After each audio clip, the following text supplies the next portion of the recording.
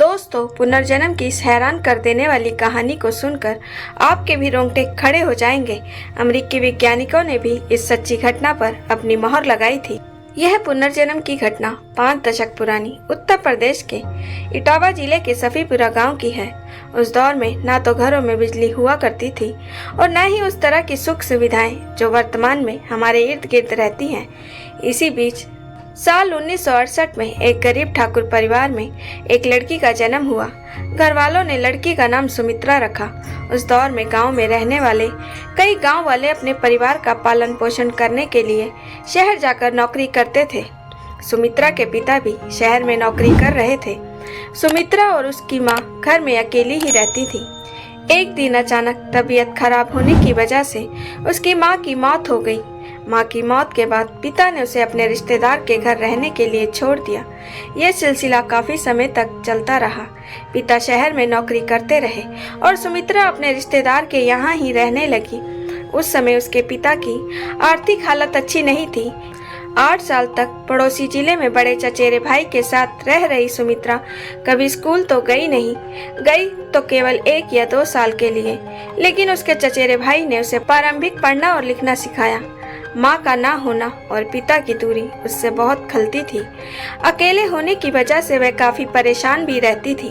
पिता को उसकी मनोदशा का अंदाजा था, इसीलिए उसके पिता ने मात्र 13 साल की उम्र में ही जगदीश सिंह नाम के आदमी के साथ उसकी शादी करा दी। गांव में कोई आमदनी थी नहीं, परिवार बढ़ रहा था। जगदीश भी नौकरी करने के लिए शहर जाने लगा। यहाँ पर भी सुमित्रा अपने सास ससुर के साथ ही रहती थी। इसी बीच साल 1984 में उसने एक बेटे को जन्म दिया। बेटे को जन्म देने के बाद अब उसका अकेलापन काफी हद तक कम होने लगा था। वह अपने बेटे को अपनी जान से ज्यादा चाहती थी। यहाँ तक कि जब वह पानी भरने या घर के किसी काम से घर से बाहर जाए तो अपने बेटे को साथ जरूर ले जाती थी। वह अपने बेटे को अपनी नजरों से बिल्कुल भी ओझल नहीं होने देती थी। एक दिन जब सुमित्रा अपने बेटे को लेकर पानी भरने जा रही थी कि तभी अचानक उसके साथ ऐसा कुछ हुआ कि जिसने भी देखा वो सभी लोग डर गए। दरअसल उसके हाथ से उसका बेटा छूटा और अचानक ही उसके दोनों हाथ आसमान की तरफ मुड़ गए। आंखों की पुतलियां चारों ओर घूमने लगी और वह जोर जोर से अपने दांत किटकिटाने लगी और कुछ समय बाद ही बेहोश हो गई।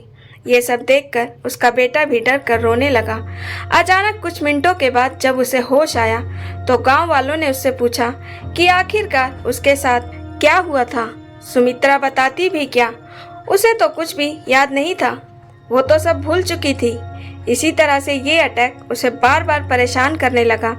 इन घटनाओं की अवधि कुछ मिनटों से लेकर पूरे दिन तक अलग अलग ही होती थी। कभी कभी वह बाद में कहती थी कि उस पर देवी संतोषी माता का साया है, क्योंकि वह उनकी बड़ी भगत थी। अब तो गांव वालों के साथ इसकी खबर उसके सास ससुर को भी लग चुकी थी।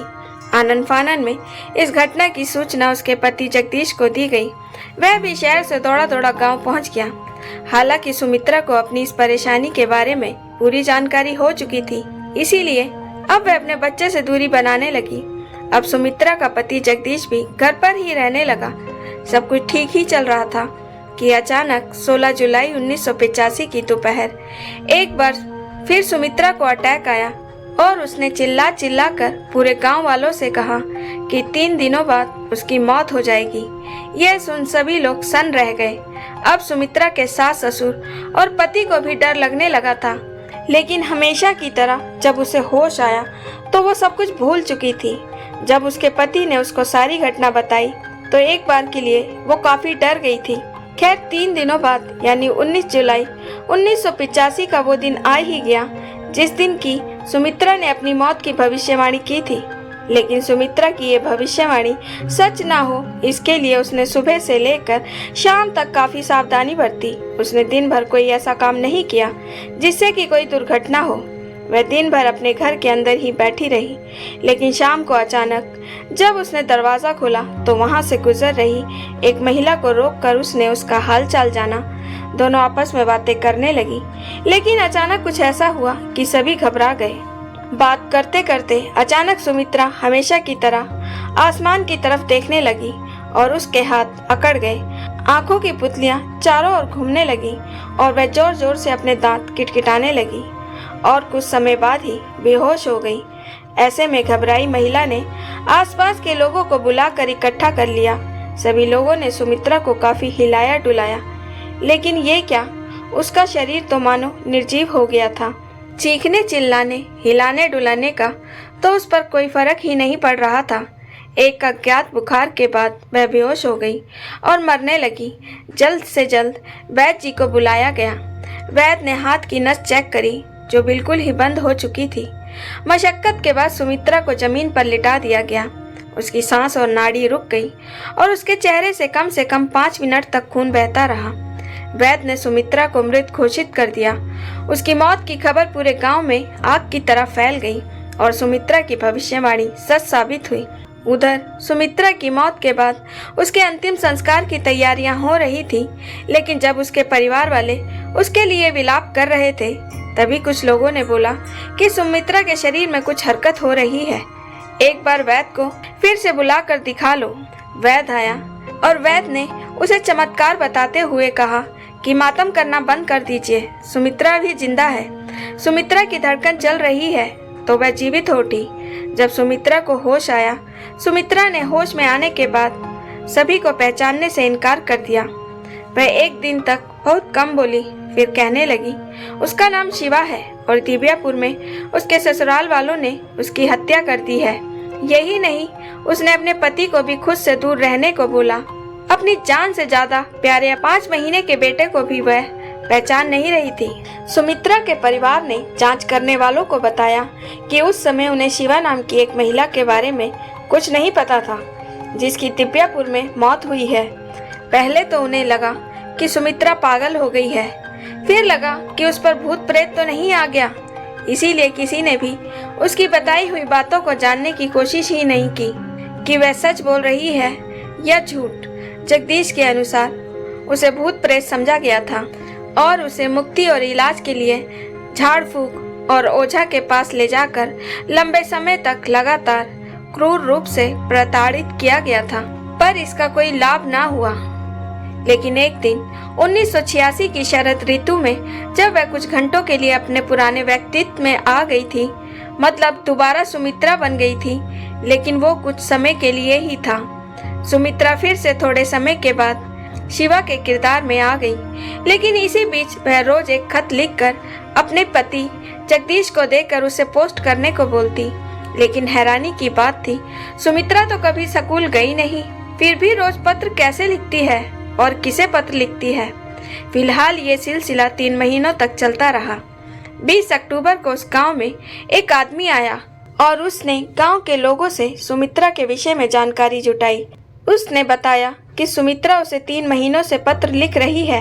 यह बातें सुनकर गांव वाले उस आदमी को सुमित्रा के घर लेकर जाते हैं।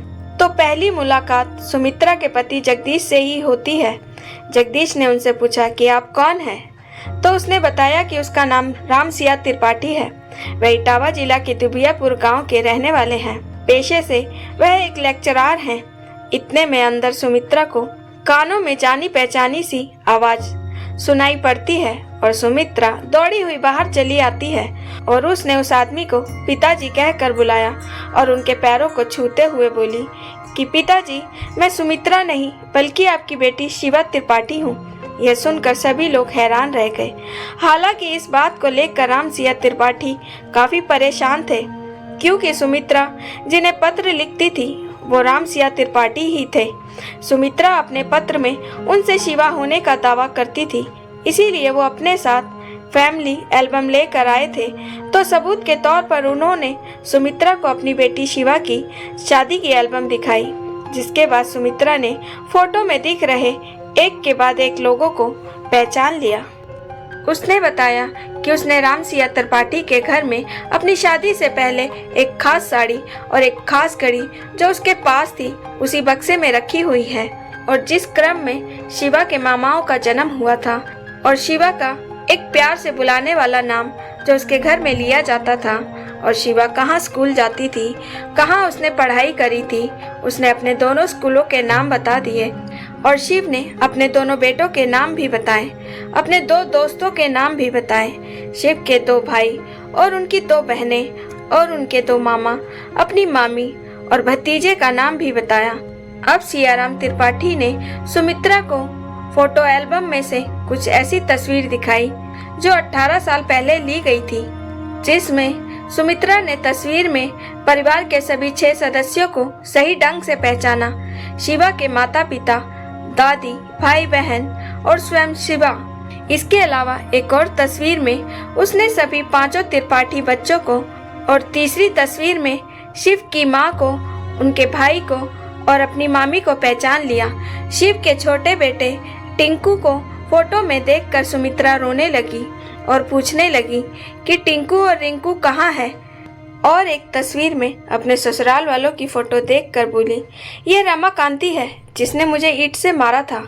इस बात को सुनते ही सियाराम त्रिपाठी जी को पूरी तरह विश्वास हो गया कि सुमित्रा ही उनकी लौटी हुई बेटी है। 7-8 तस्वीरों में 17 लोगों में से उसने बिना किसी हिचकिचाहट के 12 लोगों को पहचान लिया और कुछ झिझक के साथ 2-3 लोगों को पहचानने में असफल रही। उसने ये भी बताया कि 24 अक्टूबर 1962 को मेरा जन्म एक ब्राह्मण परिवार में हुआ था और 18 साल की आयु में मेरी शादी छेदीलाल नाम आदमी के साथ कर दी गई। मैंने ग्रेजुएशन की डिग्री हासिल की और अपने पिता की तरह ही लेक्चरार थी। मेरे 2 बेटे हैं जिनका नाम रिंकू और टिंकू था। शिवा और उसके ससुराल वालों के बीच काफ़ी दुश्मनी थी। अपने ससुराल में सबसे ज़्यादा पढ़ी लिखी वही थी। ससुराल वाले शिवा की बेहतर शिक्षा और अधिक शहरी शिष्टाचार से चिढ़ गए थे और कई लोगों का कहना है शिवा के परिवार वालों ने उसके दहेज को भी अपर्याप्त माना था और अक्सर मौखिक पत्रों में इस बारे में शिकायत उसने अपने माता पिता से भी की थी। कारण जो भी हो, झगड़ा मई 1985 के अंत में चरम पर पहुंच गया था। शायद इसीलिए मुझसे मेरी नंद नाराज रहती थी और उसने मेरे सर पर जानलेवा हमला करते हुए मुझे मार दिया। यह सुनकर रामसिया त्रिपाठी रोने लगे और झट से सुमित्रा को गले से लगा लेते हैं, क्योंकि उन्हें याद था कि अगली ही सुबह उसके चाचा ने सुना था कि शिव की लाश पास के स्टेशन पर रेलवे ट्रैक पर मिली है। उसके ससुराल वालों ने कहा कि उसने खुद को ट्रेन के सामने फेंक दिया है। इस बात की पुष्टि भी पुनर्जन्म शोधकर्ता इयान स्टीवंस और उनके सहयोगियों ने चाचा और 4 अन्य लोगों से पूछताछ करके की थी, जिन्होंने बताया था कि उन्होंने दाह संस्कार से पहले 19 मई की सुबह उसका शरीर देखा था। जब उसकी खोजबीन हुई थी तो यह 2 पटरियों के बीच में पड़ा हुआ था और खाली सिर पर ही चोट थी। शिव की बहन उमा और उसके पति शव को देखने वाले पहले व्यक्ति थे। उन्होंने बताया था कि सिर कुचला हुआ था और दिमाग लगभग लुगदी जैसा दिख रहा था। शिव के चाचा ने अनुरोध किया कि जब तक शिवा के पिता यहाँ नहीं पहुँच पाते तब तक दाह संस्कार में देरी की जाए, लेकिन रामसिया त्रिपाठी वहाँ पहुँचने ही वाले थे। तब तक तो ससुराल वालों ने स्थानीय अधिकारियों से शिव के शरीर का दाह संस्कार करने की अनुमति ले ली, जिसे ईंधन तेल डालकर जलाने की गति और भी तेज कर दी। दिव्यापुर में अफवाह फैल गई कि कई लोगों ने शिवा के ससुराल वालों को अंधेरे की आड़ में उसे रेलवे स्टेशन ले जाते देखा है। जब तक रामसिया त्रिपाठी दिव्यापुर पहुंचे, उनकी बेटी की लाश राख और हड्डी बन चुकी थी। उन्होंने पुलिस को मौत की सूचना दी। जांच शुरू हुई। शिवा के पति और ससुर को गिरफ्तार कर लिया गया, लेकिन सबूतों के अभाव में उन्हें रिहा कर दिया। उनकी सास और नंद कुछ महीनों के लिए कहीं छिप गई और 1986 में वापस लौटने पर उन्हें गिरफ्तार कर लिया गया। आखिरकार सबूतों के अभाव में उन्हें भी रिहा कर दिया। कई अखबारों ने मौत और हत्या के आरोप में कहानियां चलाई, क्योंकि सुमित्रा की मौत और शिवा की हत्या केवल 24 घंटे का ही फर्क था। शायद इसीलिए सुमित्रा ने 3 दिन पहले ही अपने मौत की भविष्यवाणी कर दी थी। फिलहाल रामसिया त्रिपाठी अपनी बेटी शिवा को सुमित्रा के रूप में पाकर निहाल हो गए और खुशी खुशी अपनी बेटी सुमित्रा को घर वापस लेकर आ गए। यहाँ सुमित्रा ने शिवा के सभी रिश्तेदारों को बड़ी आसानी से पहचान लिया। सुमित्रा ने शिवा के दोनों मामा और मामी को पहचान लिया और एक मामा जिन्होंने शिवा की मृत्यु के बाद अपनी दाढ़ी बढ़ा ली थी। जैसे ही उन्होंने कुछ शब्द कहा, उनकी आवाज पहचान कर ही शिवा के मामा का नाम बता दिया। सभी परिवारजन बहुत हैरान थे। अब सुमित्रा अपनी माँ से मिलना चाहती थी, मतलब शिवा की माँ से, लेकिन वहाँ के लोगों ने उसे भ्रमित करने का पूरा प्रयास किया और कहा कि शिवा की माँ घर के पास महिलाओं के एक समूह में है। लेकिन सुमित्रा ने बोला, नहीं, वह उस भीड़ में नहीं है।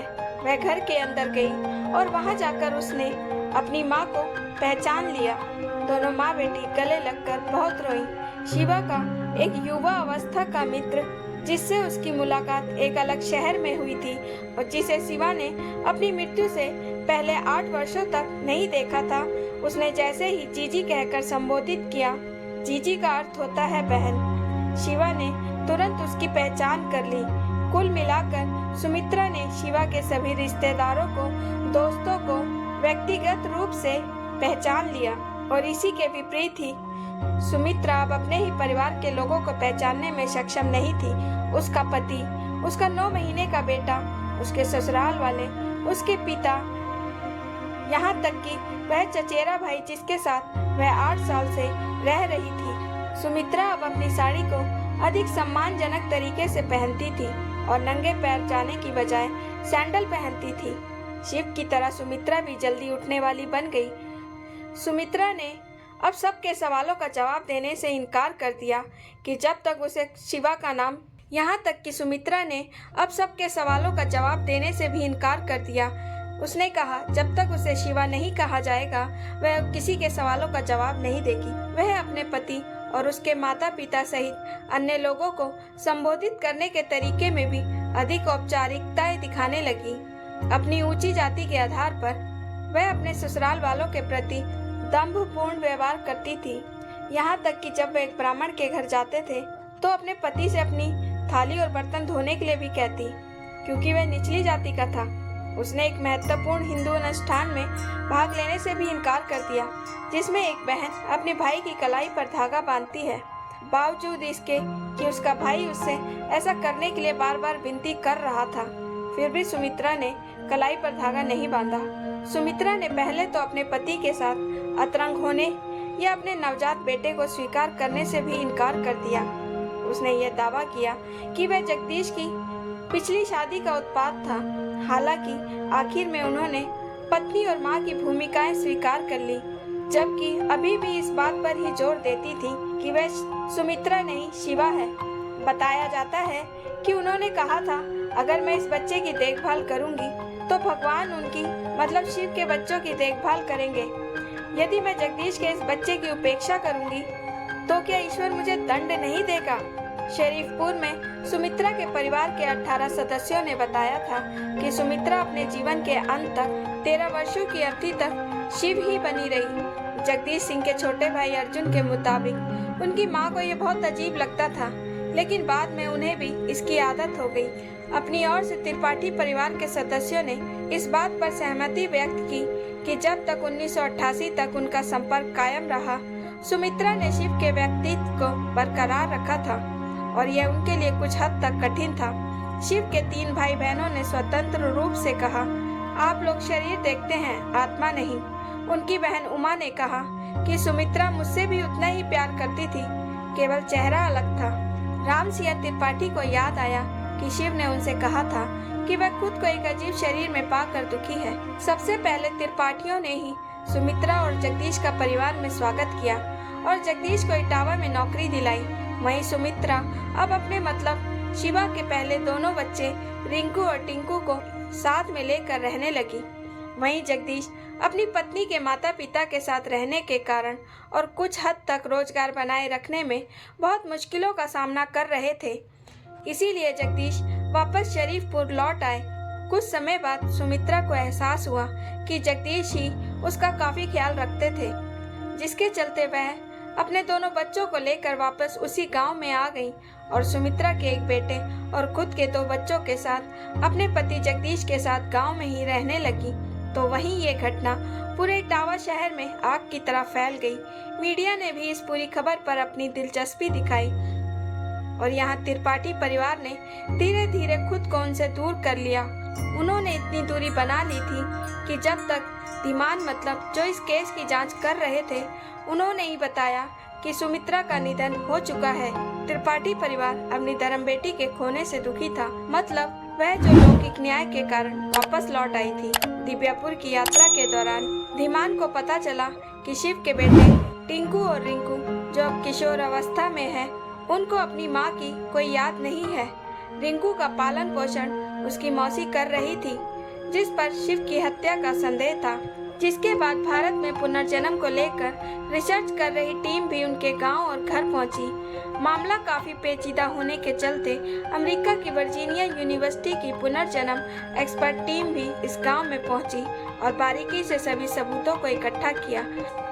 जांच में ये साबित हो गया कि सुमित्रा की मौत के बाद शिवा का पुनर्जन्म हुआ था। उसी समय का यह दुनिया का पहला और अनोखा पुनर्जन्म का केस बन गया था। साल 1998 में शिवा की मतलब सुमित्रा की लंबी बीमारी के बाद मौत हो गई और उसके लगभग 2 वर्ष बाद जगदीश की भी मौत हो गई थी। लेकिन आज भी उनके पीछे उनका बड़ा परिवार है। तो दोस्तों, आपको ये कहानी कैसी लगी? लाइक और कमेंट करके ज़रूर बताएं और चैनल को सब्सक्राइब करना बिल्कुल ना भूलें। मिलते हैं एक और नई कहानी के साथ। बहुत बहुत धन्यवाद।